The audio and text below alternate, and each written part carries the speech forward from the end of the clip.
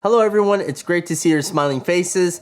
My name is Victor Prasad. I'm a real estate broker here in Cape Coral, Florida, and in today's video, we're talking about foundations. There are two types of foundations that are most commonly used where we are. First is the monolithic slab, and second is the stem wall. You're probably wondering which foundation is better. There is no definitive answer for either, and it comes down to cost and personal preference for the Southwest Florida region. Starting with monolithic slabs, these foundations are poured to become one solid foundation. The trenches that are dug and thicker parts of the slabs are for load-bearing walls, and all perimeter edges to take place of the footers. The advantages are faster to pour monoslabs, it's affordable, it's sturdy, it cures faster, and it's less labor intensive. The disadvantages are the dirt pad the foundation system sits on, it needs to be well compacted and placed in a fashion where you cannot see under the slab. If this happens, it will certainly lead to cracks and expensive plumbing repairs if needed. This is true for either foundation systems. The disadvantages are the following. First, the dirt pad that the foundation sits on needs to be well compacted and placed in a fashion where you cannot see under the slab. If this happens, it will certainly lead to settlement cracks and expensive plumbing repairs if needed. This is true for either foundation systems. The most important thing about the foundation altogether is the dirt pad that the foundation sits on. If you want to know more about the dirt pad, click the info card here for that video. Moving on to our next foundation type is stem walls. They are structures that are used to connect the foundation of a building to its walls, predominantly constructed concrete footings with masonry walls. They rise above the ground level to provide a platform for placing the building slab. The advantages of a stem wall are the ability to raise the height of the finished floor elevation on uneven terrain. The home can be elevated to accommodate floodplain level, provide a cleaner look. When I say cleaner look, a little side note here is the fact that when you're looking at a monoslab property, you're gonna see it on a huge mound of dirt, and then it drapes off the sides into a trench where water could usually go away from the foundation system itself and eat away at the dirt. However, one thing that I think is when you're riding your lawnmower, mowing the lawn, you're like this when you're doing it. And yes, it is cheaper than everything else, but the actual stem wall itself is pretty even to the ground, and it does give your home a elevated and higher look. So the disadvantages of a stem wall is that they are more labor intensive, backfilling with dirt is required, and they are more time consuming along with a higher cost. Now that we have a working understanding of the foundation systems, let's go into the field. All right, so we're out in the field and we got extremely lucky today. I actually have a lot that's behind me that's scraped. They just scraped a lot for virgin ground. And then when the lot is done being scraped, right on the other side here, I want to put the sunlight in. We have a lot where they put the fill dirt and it's been compacted and settled so they could dig the footers. So here's the lot behind me.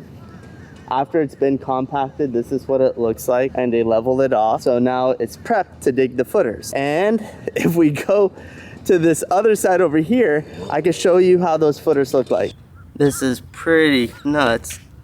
Here is some paw prints of a big cat on a construction site. This is fresh tracks too because it just rained last night. All right, so over here, this is what it looks like when they have the footers dug, covered in plastic. All the plumbing ran through the slab and they're getting ready for the pour. If we're lucky, I'm hoping that I could find somebody who's pouring concrete today, which would be awesome, and really get to see what this looks like.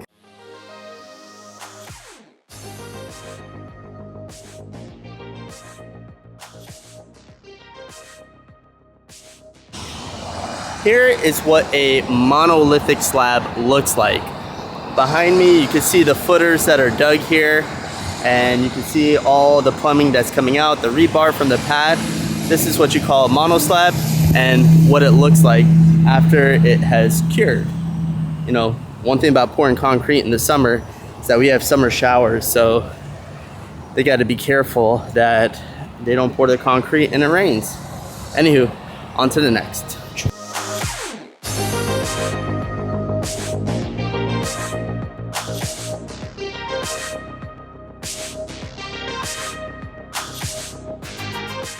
So this is what it looks like to have a stem wall. Basically what they do at the bottom here around the perimeter edges, they dig a footer and then they fill it with concrete. Then they have the actual cinder block or the stem wall that they build up. This one actually has 5 courses, and then they fill it with concrete. That's what we're looking at right here. I don't know if you can see that. Then they go ahead and backfill it with dirt where it gets compacted down, and with all the rain that we're having, it shouldn't have any compaction issues. From there, they're gonna go ahead and pour concrete for their foundation. Man, we got super lucky today because I found another property where the stem wall is completed here. They poured the foundation. So this is what it looks like after they compacted the dirt and everything else. So pretty much this is what a completed foundation looks like with the stem wall.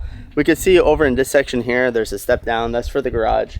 And then the finished level that's up here, it's level to the stem wall. Out of all the foundations we just looked at and all the videos that I talk about, we don't want organic material inside the fill dirt, and we take a look back there, we could see that there's no plastic covering it.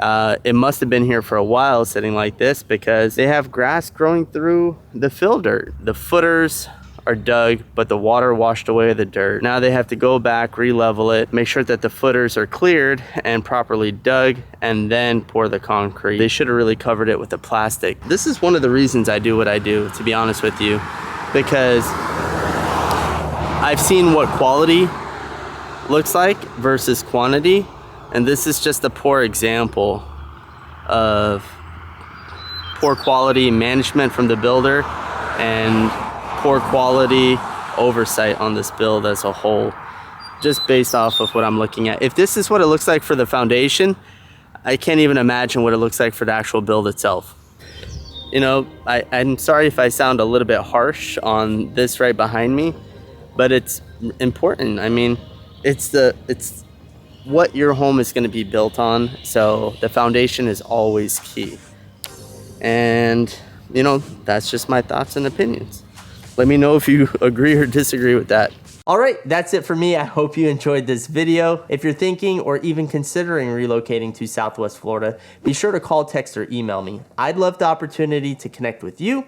And if you want to know more about working, living, or playing here in Southwest Florida, then if you haven't already, be sure to smash that subscribe button, click that bell notification so you're kept up to date with the latest content. Thank you so much for watching, and as always, own more real estate.